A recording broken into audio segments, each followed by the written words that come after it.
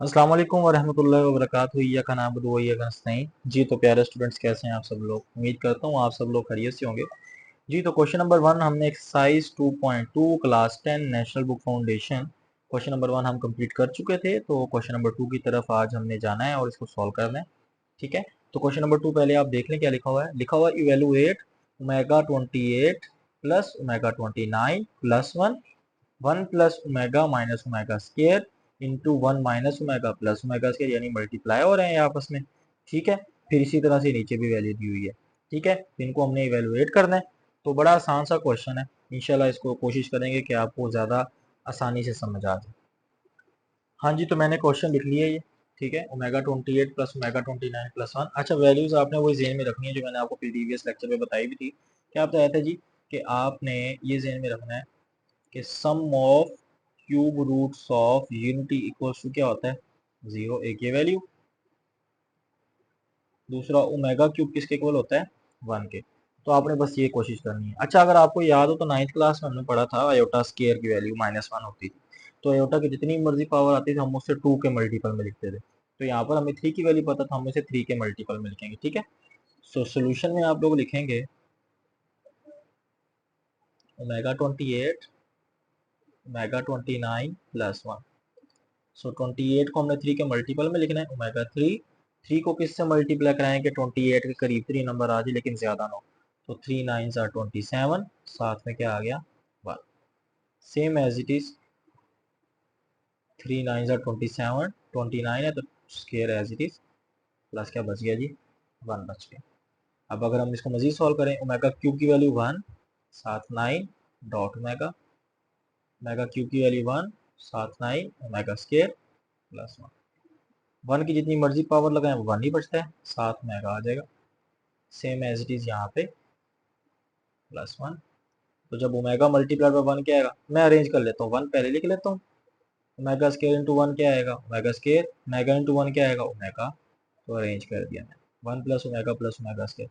और अगर आपको याद हो तो ये मैंने आइडेंटिटी यहाँ पे बताई हुई है कि 1 plus omega square equals to क्या होता है? 0। ये इसका फार्मूला है।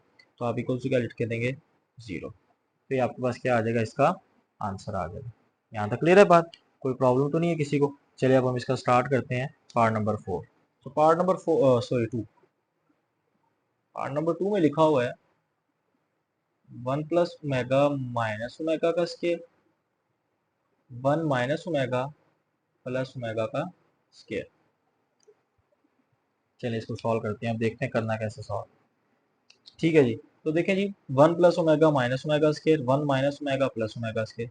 तो जब सोल्यूशन में आप लिखेंगे तो 1 प्लस ओमेगा माइनस ओमेगा का square, 1 minus omega plus omega का square.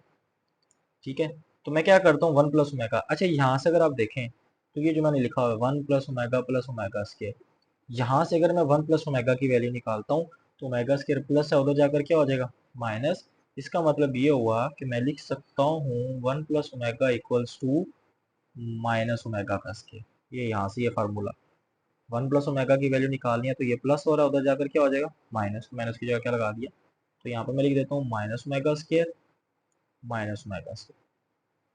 Same as it is यहाँ पर देखें, अगर मैं लिखता हूँ 1 minus omega plus omega square, तो ये अगर मैं प्लस वाले इकट्ठे कर देता हूँ, इसको मैं लिख देता हूँ 1 plus omega square minus omega.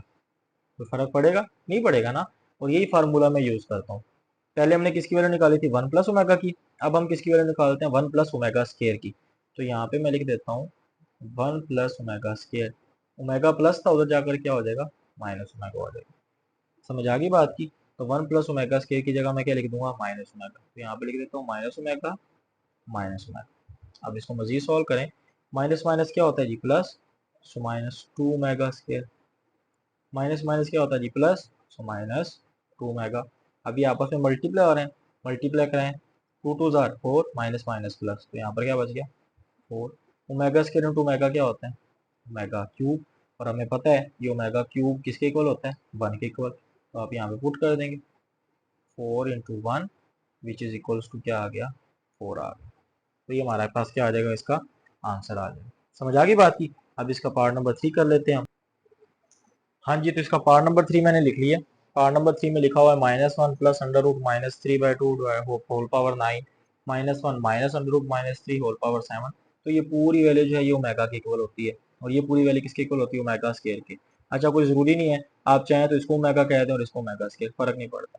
ठीक है, तो सोल्यूशन है, तो हम लिख लेते हैं सोल्यूशन में ओमेगा की पावर 9 प्लस ओमेगा स्केयर की पावर 7। समझ आ गई बात की। अब वही काम जो सॉल्व करते हैं, ये 7 है, अच्छा सॉल्व करें। ओमेगा पावर 9 प्लस 2 7 क्या हो जाएगा 14, ओमेगा की पावर 14। अब हमें पता है कि ओमेगा क्यूब किसके इक्वल होता है, 1 के इक्वल, तो हम इसको 3 के मल्टीपल में लिखते हैं। तो ओमेगा 9 को मैं लिख सकता हूँ ओमेगा 3 की पावर 3